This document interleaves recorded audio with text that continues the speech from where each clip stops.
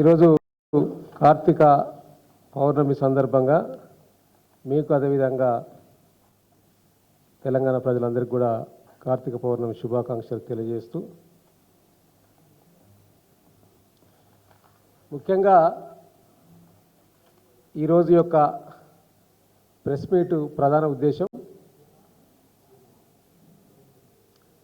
కాంగ్రెస్ ప్రభుత్వం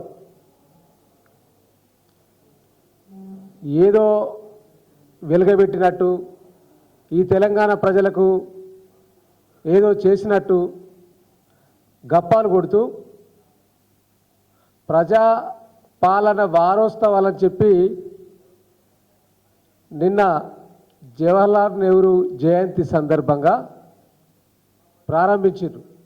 ఇది దాదాపుగా ఒక 15 రోజుల దాకా కొనసాగుతుందని ప్రభుత్వం ప్రకటించింది.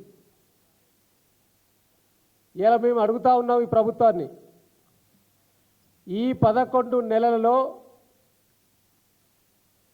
ఏం సాధించిందని చెప్పి మీరు ప్రజాపాలన వారోత్సవాలు చేస్తున్నారో ప్రజలకు తెలియజేయాలి.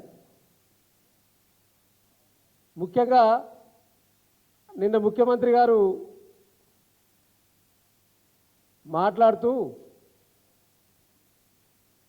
గురుకుల విద్యానికి సంబంధించి మాట్లాడారు. నాణ్యమైన భోజనం పెట్టడం లేదు, మౌలిక వసతులు సరిగా లేవు, ఇది నా దృష్టికి వచ్చింది.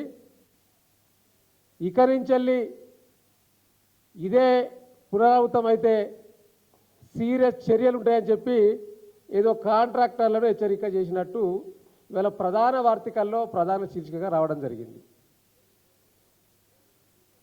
ఇలా మేము అడుగుతా ఉన్నాం, అయ్యా ముఖ్యమంత్రి గారు, ఈ 11 నెలల కాలంలో గురుకుల విద్యాలయాలు నాశనం కావడానికి కారకులు ఎవరు? కాంట్రాక్టర్లా మీరా? ఆ కాంట్రాక్టర్లకు సరిగా బిల్లులు చెల్లించడం లేక వారు సరిగా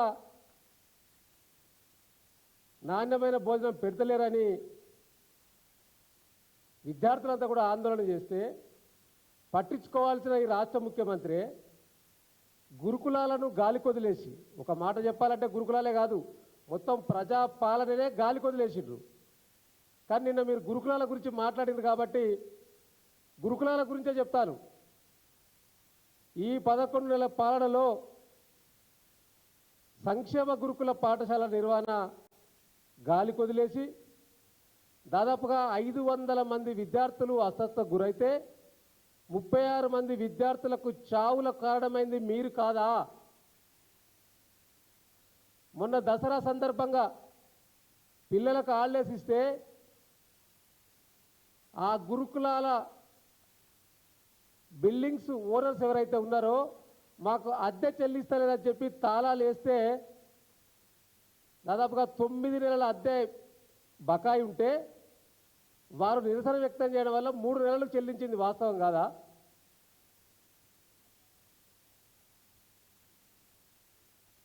గురుకుల పాఠశాల ఆహార బిల్లులు అద్దెలు చెల్లించకపోతే మీరైతే ఈ నెపాన్ని కాంట్రాక్టర్లకు నెట్టేసి తప్పించుకుందామని చూస్తున్నారా?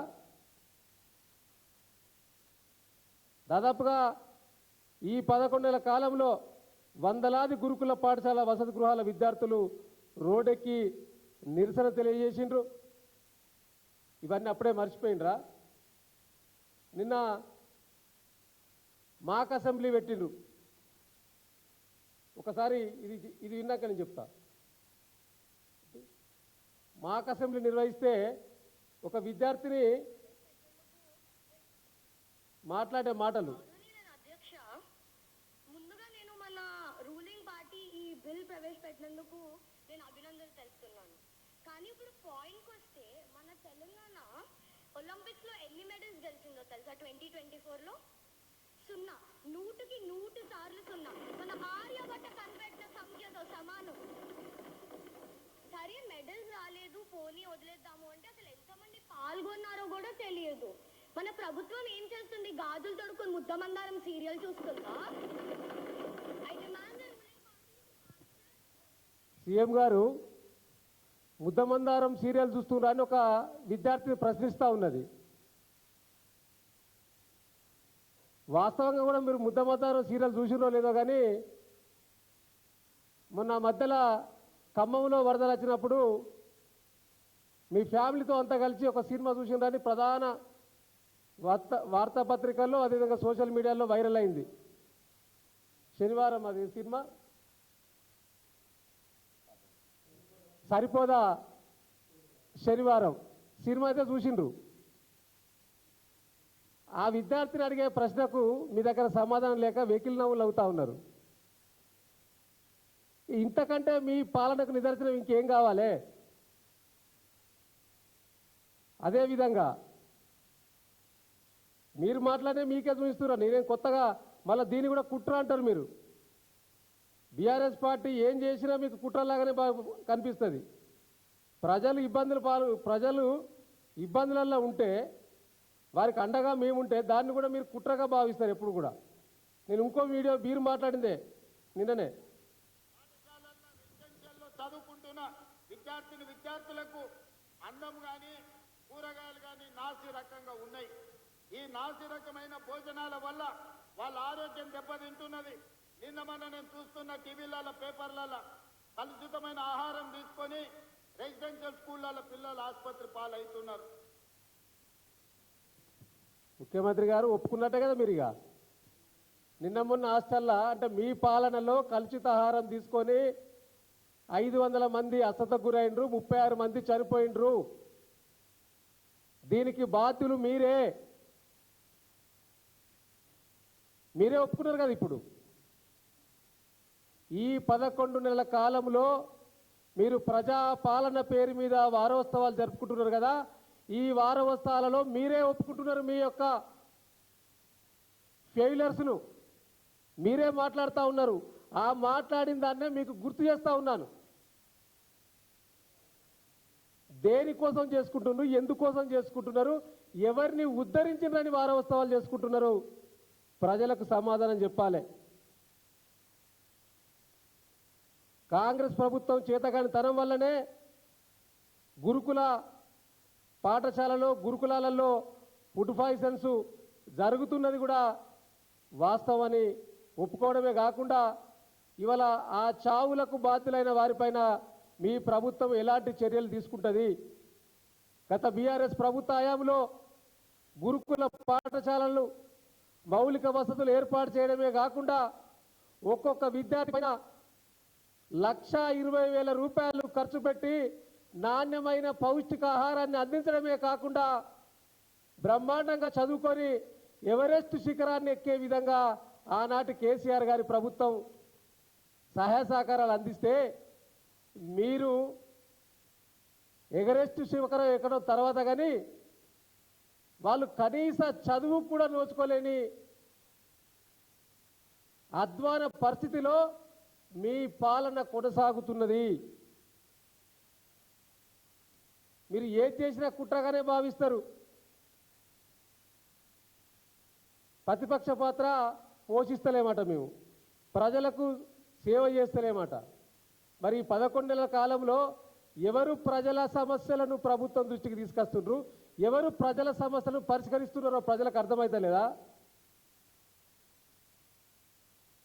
రాష్ట్రంలో ఎక్కడ తిరుగుబాటు చేసినా అది బీఆర్ఎస్ కుట్రనే. మొన్నటికి మొన్న అశోక్ నగర్లో గ్రూప్ 1 విద్యార్థులు తిరగబడినా రాష్ట్ర సచివాలయాన్ని ముట్టడించినా అది మీకు కుట్రగానే కనిపిస్తుంది.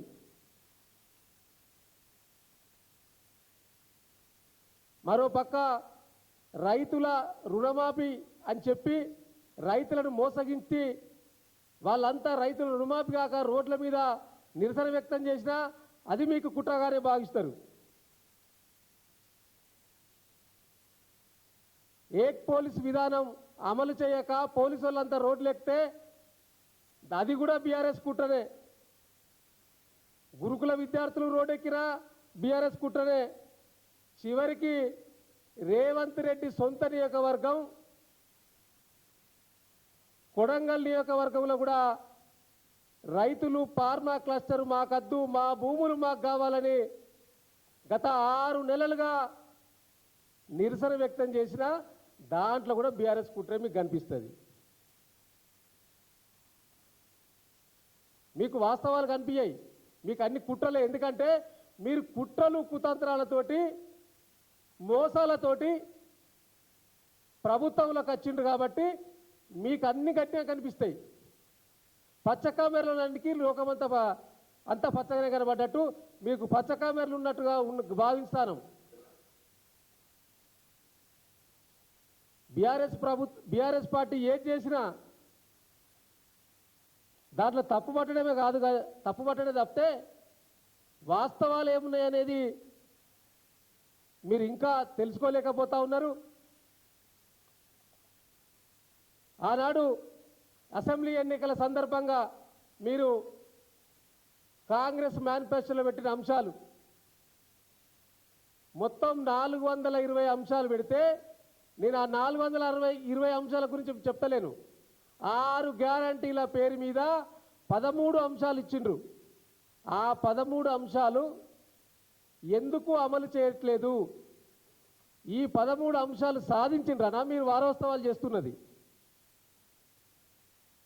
దేనికోసం వారోత్సవాలు చేస్తూ ఉన్నారు? మహాలక్ష్మి పేరు మీద ప్రతి మహిళకు నెలకి 2500 ఇచ్చిందని వారోత్సవాలు చేస్తున్నారా? లేదా రైతు భరోసా పేరిట ప్రతి ఏటా రైతులకు, కౌలు రైతులకు ఎకరానికి 15,000 ఇచ్చిందని వారోత్సవాలు చేస్తున్నారా? వ్యవసాయ కూలీలకు 12,000 ఇచ్చిందని వారోత్సవాలు చేస్తున్నారా? వరి పంట క్వింటాలకు 500 రూపాయల బోనస్ అన్నారు. అది మేము మాట్లాడితే దొడ్ల వడ్లకి ఇవ్వం, సన్న వడ్లకెళ్ళి ఇస్తా అని చెప్పిండ్రు. సన్న వడ్లకు 500 రూపాయలు పక్క పెట్టు, 5 రూపాయలు కూడా ఇప్పటి వరకు సన్న వడ్లు రూపాయి ఇచ్చిన గతి లేదు ఈ ప్రభుత్వంలో. ఇందుకోసం వారోత్సవాలు చేస్తున్నారా? ప్రతి కుటుంబానికి 200 యూనిట్ల ఉచిత విద్యుత్ అన్నారు. గత బీఆర్ఎస్ ప్రభుత్వంలోనే ఎస్సీ ఎస్టీలకు 200 యూనిట్ల వరకు ఫ్రీగా ఇచ్చినాం అప్పటి కరెంటు మేము. వారికి ఇస్తున్నారు, ఇంకొక 5% ఏమో ఇస్తున్నారు. ఇక మొత్తం రాష్ట్రంలో ఉన్న పేదలందరికీ 200 యూనిట్లు ఇచ్చినట్టు దాన్ని గొప్పలు చెప్తున్నారు. దానికోసం మీరు వారోత్సవాలు చేస్తున్నారా? ఇందిరమ్మ ఇండ్ల పేరిట ఇల్లు లేని వారికి ఇంటి స్థలం మరియు 5 లక్షలు ఇస్తా అన్నారు. ఇంటి స్థలం ఇచ్చిరా? 5 లక్షలు మంజూరు చేసిండ్రా? అందుకోసమేనా వారోత్సవాలు చేసేది? తెలంగాణ ఉద్యమకారులకు 250 గజాల స్థలం అన్నారు. ఐడెంటిఫై చేసిండ్రా ఉద్యమకారులు ఎవరో? ఎంతమంది ఐడెంటిఫై చేసిండ్రు? ఎవరెవరికి ఇవ్వబోతా ఉన్నారు?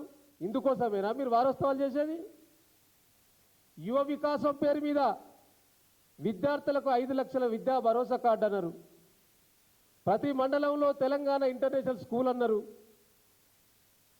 ఇక ఇంకోటి అయితే చాలా గొప్పలు, చేయుత స్కీమ్ కింద ఆనాడు ఎన్నికల ముందు రేవంత్ రెడ్డి గారు, అవ్వా నీకు నెలకు 2,000 పెన్షన్ వస్తున్నదా? ఇక చూడు, డిసెంబర్ 9వ తారీఖు మేము రాబోతా ఉన్నావు, రాగానే 4,000 రూపాయల పెన్షన్ ఇస్తామని చెప్పిండు రేవంత్ రెడ్డి గారు. డిసెంబర్ 9 పోయింది, మళ్ళీ 9 వస్తున్నది. ఇప్పుడు ఆ 4,000 ఇస్తున్నందుకు మీరు వారోత్సవాలు చేస్తున్నారా? దివ్యాంగులకు 4,000 నుంచి 6,000 ఇస్తా అన్నారు, అందుకు వారోత్సవాలు చేస్తున్నారా?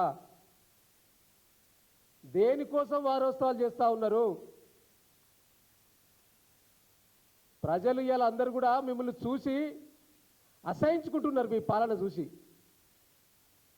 ఈ 11 నెలల మీ పాలన మొత్తం గాలి కొదిలేసి మీ కుర్చీని కాపాడు కోసం ఎక్కే విమానం దిగే విమానం నిత్యం ఢిల్లీకి చక్కర్లు కొడుతూ మధ్య మధ్యలో ఎన్నికలు జరిగే రాష్ట్రాలలో ప్రచారం చేస్తూ ఇక్కడ అమలు చేయని వాటన్నిటి కూడా అమలు చేస్తున్నామని అక్కడ గొప్పలు చెప్తూ ఇక్కడ అమలు చేసే వాటికి ఆ రాష్ట్రాలలో ఆ భాషలో 300 కోట్ల రూపాయలు వెచ్చించి పేపర్ యాడ్స్ ఇవ్వడం. ఇందుకేనా మిమ్మల్ని ప్రజలు ఎన్నుకున్నది? దీనికోసమేనా? నీ సొంత నియోజకవర్గంలో గిరిజన రైతులందరూ కూడా ఫార్మా క్లస్టర్ మాకద్దని 6 నెలలుగా ఆందోళన చేస్తే గో బ్యాక్ కలెక్టర్ అని వాళ్ళందరూ కూడా నిరసన వ్యక్తం చేస్తే వారి మీద అక్రమంగా అన్యాయంగా కేసులు పెట్టి జైళ్ళకు పంపించినావు కదా. నీ సొంత నియోజకవర్గ ప్రజలు, నిన్ను ఓటేసిన ప్రజలు, ఆ యొక్క మండలం దుబ్బాల మండలం మొత్తం కూడా నీకే ఓటేసిండ్రు. నీకు ఓటేసిన ప్రజలను కూడా నువ్వు సరిగా చూసుకోలేనివి. ఈ రాష్ట్ర ప్రజలు ఏడ కాపాడుతావు? ఈ రాష్ట్ర ప్రజల ప్రయోజనాల గురించి నువ్వు ఎక్కడ పనిచేస్తావు అనేది ప్రజలు ఆత్మ పరిశీలన చేసుకుంటున్న సందర్భం ఇప్పుడు. నీ నియోజకవర్గ ప్రజలు చూసుకోవడానికి నీకు చేతనైతే లేదు. ఇక 118 నియోజకవర్గాలు ఏడ చూస్తావా ముఖ్యమంత్రి గారు? అంతేకాదు ఇవాళ నిరుద్యోగులు అడుగుతా ఉన్నారు, సంవత్సరానికి 2 లక్షల ఉద్యోగాలు ఎటుపోయినాయని. ఏమైనా మా ఉద్యోగాలని చెప్పిండ్రు. ఆనాడు మీరు పేపర్ యాడ్స్ ఇచ్చిండ్రు, అన్ని పత్రికల్లో పేపర్ యాడ్స్ ఇచ్చిండ్రు, సంవత్సరానికి 2 లక్షల ఉద్యోగాలు ఇస్తామని. దీనికోసమేనా మీ వారోత్సవాలు? నిరుద్యోగులకు ఉద్యోగాలు ఇచ్చినందుకేనా? అయ్యా ముఖ్యమంత్రి గారు, మీరు ప్రగతి భవన్ను ప్రజాపాలన భవన్గా పెట్టిరు కదా. ఆ ప్రజాపాలన భవన్లో కూడా ఇవాళ ఈ నిరుద్యోగులకు సంబంధించి బీఆర్ఎస్ ప్రభుత్వ హయాంలో మేము నోటిఫికేషన్ ఇచ్చి ఎగ్జామ్స్ పెట్టి నిర్వహించిన దాదాపుగా 1392 జూనియర్ లెక్చరర్ పోస్టులకు సంబంధించి మీరు సర్టిఫికేట్ వెరిఫికేషన్ చేసిండ్రు, ఉద్యోగాలు ఎవరెవరికో డిస్ప్లే చేసిండ్రు, కానీ నియామక పత్రాలు ఎందుకు ఇవ్వట్లేదు? ఇలా మీ ప్రజాభవన్లనే వారందరూ కూడా ఆందోళన చేస్తూ ఉన్నారు. ఆ 1392 మంది మరి ప్రజాభవన్ వేదికగా ఆందోళన చేస్తున్నది మీకు కనిపిస్తలేదా?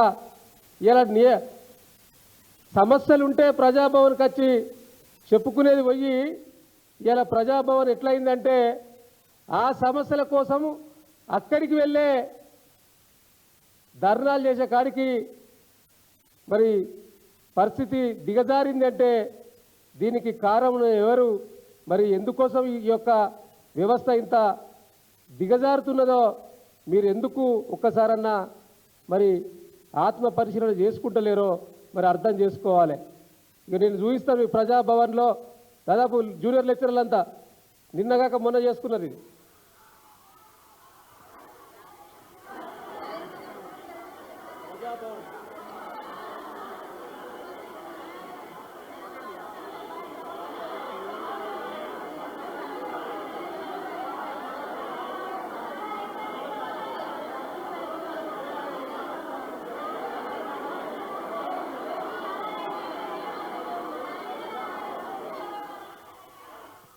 వీళ్ళంతా కూడా మా జూనియర్ లెక్చరర్కి సంబంధించి సర్టిఫికేట్ వెరిఫికేషన్ అయిపోయింది, మా నియామక ఆర్డర్స్ ఎప్పుడు ఇస్తారని నిన్నగాక మొన్న ప్రజాభవన్ దగ్గరికి వెళ్ళి నిరసన వ్యక్తి చేశారు. అది ఇప్పుడు ధర్నాలకు అడ్డగా మారింది ప్రజాభవన్.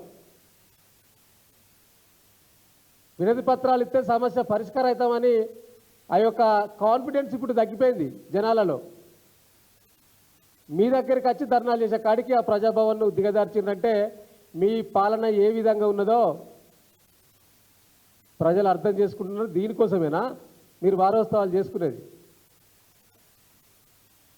ఇలా మేము డిమాండ్ చేస్తూ ఉన్నాం బీఆర్ఎస్ పార్టీగా, మీరు ఇకనైనా ప్రజా పాలన పైన దృష్టి పెట్టి ప్రజల సమస్యలను పరిష్కరించే దిశగా మీ పాలన ఉంటుందా ఉండదా? మీకు చేతనవుతుందా కాదా? ఇప్పటికే అన్ని వర్గాలలో మీరు ఫెయిల్ అయినరు. ఇలా మీరు అధికారంలోకి వచ్చి దాదాపుగా సంవత్సరం దగ్గరికి వస్తూ ఉన్నది. ప్రతి పాఠశాల కానీ కాలేజీ లెవెల్లో కానీ విద్యార్థి పరీక్ష రాస్తే ఒక సంవత్సరం 1 ఇయర్ ఎగ్జామ్ రాస్తారు. అందులో ఎన్ని మార్కులు అని చెక్ చేసుకుంటే దాదాపు పాస్ మార్కులు 36. మీకు ఈ సంవత్సర కాలంలో ఆ పాస్ మార్కులు 36 కూడా రాలేదు. ఫెయిల్ అయిపోయినరు. మీరు మీ పాలనలో ఫెయిల్ అయిపోయినరు. సంవత్సరం ఎగ్జామ్స్ నడుస్తూ ఉన్నాయి, ఈ ఎగ్జామ్స్లో మీరు ఫెయిల్ అయిపోయినరు. 36 మార్కులు రాలేదు. మరి ఈ ఫెయిల్ అయినందుకు నువ్వు కుర్చీలో కూర్చుని అర్హత కోల్పోయినావు ముఖ్యమంత్రి గారు. నువ్వు నీ మంత్రివర్గం అట్టర్ ఫెయిలర్. ఈ 11 నెలల్లో అన్ని వర్గాలలో అన్ని డిపార్ట్మెంట్లో ఈ రాష్ట్రానికి ఏదైనా చేసిండ్రా అంటే చెప్పుకోవడానికి ఒక్క మార్కు కూడా లేకుండా చేసుకున్నారు. మీరు చేసుకున్నదంతా ఏంటి అంటే అక్రమంగా అన్యాయంగా ఆర్ఆర్ ట్యాక్సులు వసూలు చేస్తూ ఆ ట్యాక్స్ల పేరు మీద ఢిల్లీకి కప్పం కడుతూ మీ జేబులు నింపుకున్నారు తప్పితే ప్రజలకు ఒరిగింది ఏమీ లేదు. ఈ ఆర్ఆర్ ట్యాక్స్ అనేది నేను చెప్తలేదు. మొన్న ఎంపీ ఎలక్షన్లు వచ్చినప్పుడు దేశ ప్రధాని నరేంద్ర మోడీ గారే ఈ తెలంగాణ రాష్ట్రంలో ఆర్ఆర్ ట్యాక్స్ వసూలు చేస్తూ ఉన్నారు. Rahul Gandhi Revanth Reddy tax RR tax అంటే ఇది నరేంద్ర మోడీ గారే చెప్పిండ్రు, మేము చెప్పలే. మళ్ళా అదేవిధంగా ఇంకోటి కూడా చెప్పిండు నరేంద్ర మోడీ గారే మొన్న మహారాష్ట్ర ఎన్నికల్లో తెలంగాణ ఏటీఎంగా తయారైంది కాంగ్రెస్ కని. ఇక దీన్ని బట్టి ప్రజలు కూడా అర్థం చేసుకోవాలి. తెలంగాణను ఏటీఎంగా మార్చి మీరు మేనిఫెస్టోలో పెట్టని మీరు ఇవ్వని హామీల గురించి వాటిని అమలు చేస్తారు. కానీ మూసీ ప్రాజెక్టులకు సంబంధించింది కావచ్చు, ఇంకా వేరే వేరే అంశాలు కావచ్చు, ఫార్మాసిటీకి సంబంధించింది కావచ్చు, నేను ఆ జోలికి ఎక్కువ పోతలేను. ఎందుకంటే ఇప్పటికే మా పార్టీ నాయకులన్నీ కూడా ఆ ఫార్మాసిటీ ల్యాండ్ గురించి ఫార్మా క్లస్టర్ గురించి అన్ని వివరాలు చెప్పారు. కాబట్టి వీటన్నిటి విషయంలో ఈ ప్రభుత్వం ఈ ముఖ్యమంత్రి గారు అట్టర్ ఫెయిల్ అయిపోయినారు. మీకు పాస్ మార్కులు కూడా రాలేదు. మీరు మళ్ళీ రీ ఎగ్జామ్ పెట్టుకోవాలి. మళ్ళీ అప్పుడు ప్రజలు ఆలోచిస్తారు. కాబట్టి ఈ రాష్ట్ర ప్రభుత్వ వైఖరిని తీవ్రంగా వ్యతిరేకిస్తూ మీరు పాలన గాలి కొదిలేసినారు. పాలన మీద దృష్టి పెట్టి ప్రజలకు మంచి చేయాలని ఎప్పటికీ ప్రతిపక్షం మీద పడి కుట్ర చేస్తుంది అని ఇంకా మంది మీద బతుకుడు మానేసి మీరు స్వతహాగా చేసే కార్యక్రమాలు చెప్పుకుంటూ ప్రజల ముందుకు పోవాలని ఈ రాష్ట్ర ప్రభుత్వ ముఖ్యమంత్రి గారికి, మంత్రులకు, రాష్ట్ర ప్రభుత్వానికి మేము డిమాండ్ చేస్తూ ఉన్నాం. Thank you.